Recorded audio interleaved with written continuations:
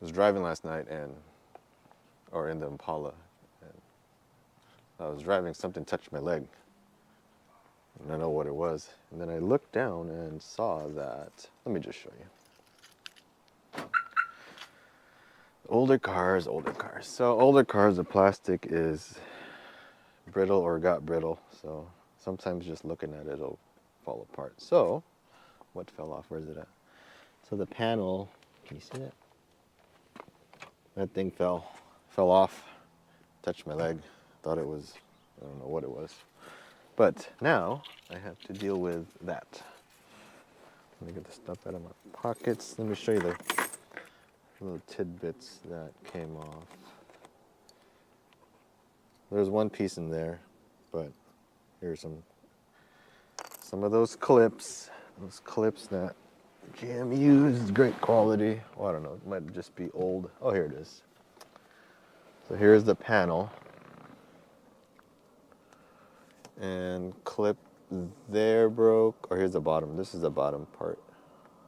There was some fixing done there.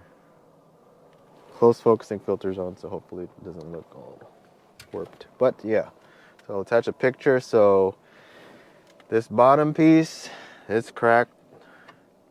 The second one at the bottom is cracked, so I have to either fill it in with super glue or plastic. I do have a 3D pen, so I can try the 3D pen on the bottom part, and for this top part here, where these clips go, I can use the hot stapler. I have a hot stapler, so that works kind of cool. I just hope that the plastic is similar or it bonds to it.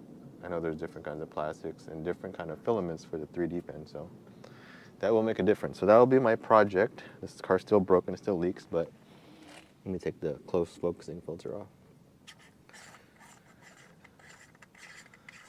And it's dark in here, so yeah, there you go.